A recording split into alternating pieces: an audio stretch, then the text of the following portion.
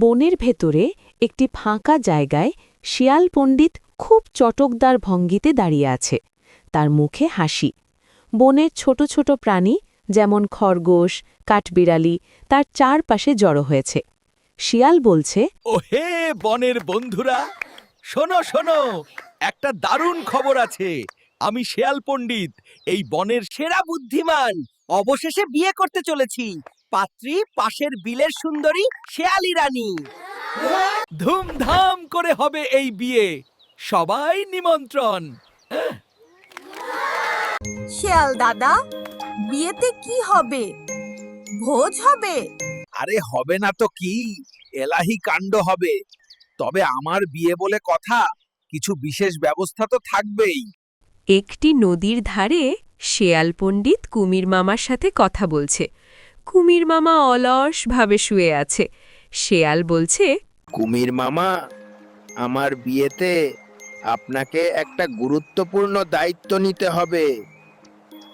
কি দায়িত্ব রে শেয়াল? আমি তো জল ছাড়া কোথাও নড়তে পারি না। আরে মামা, আপনাকে নড়তে হবে না। আপনার পিঠটাই হবে আমার বিয়ের প্যান্ডেল। আপনার পিঠের ওপর দিয়ে আমার বউ শিয়ালি রানীকে পার করে আনবো। আর আপনার পিঠেই হবে অতিথিদের বসার ব্যবস্থা। আমার পিঠে? সে কি রে বাবা, যদি ভাড়ে ডুবে যাই? আরে না না মামা, আপনি তো বনের সেরা সাঁতারু। আপনাকে ছাড়া কি আর এমন কাজ সম্ভব? এই দেখুন, আপনার জন্য এক থলে মিষ্টি এনেছি। শুধু বিয়েটা হয়ে যাক, আপনাকে নদীর সেরা মাছের ভুরিভোজ খাওয়াবো। বনের অন্য প্রান্তে ভাল্লুক দাদা তার গুহার সামনে বসে মধু খাচ্ছে। শিয়াল পণ্ডিত সেখানে পৌঁছায় এবং ভাল্লুককে বলে, ভাল্লুক দাদা, কি খবর? আমার বিয়েতে আপনাকেও একটা বিশেষ কাজ করতে হবে। কি কাজ?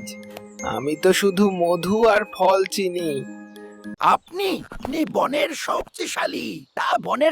শক্তিশালী, তাই বিয়ের প্যান্ডেলে একটা বিশাল তোরণ বানাতে হবে। বনের সবচেয়ে লম্বা গাছ থেকে ডালাপালা ভেঙে এনে একটা সুন্দর তোরণ তৈরি করতে হবে। আপনার শক্তি ছাড়া আর কে পারবে এই কাজটা করতে? ঠিক আছে, তোরণ বানানো আমার বাঁ হাতের খেল। কিন্তু আমার জন্য কি আছে? আহা দাদা, আপনার জন্য থাকবে মস্ত বড় মধুর কলসি। যত ইচ্ছা খাবেন। নদীর ঘাটে কুমির মামা তার বিশাল পিঠ নিয়ে তৈরি। তার পিঠের ওপর রং বেরঙের ফুল দিয়ে কুমির মামা ফুলের সাজে সেজেছে। ভাল্লুক দাদার বানানো বিশাল তোরণও দাঁড়িয়ে আছে। বনের সব পশু পাখি জড়ো হয়েছে।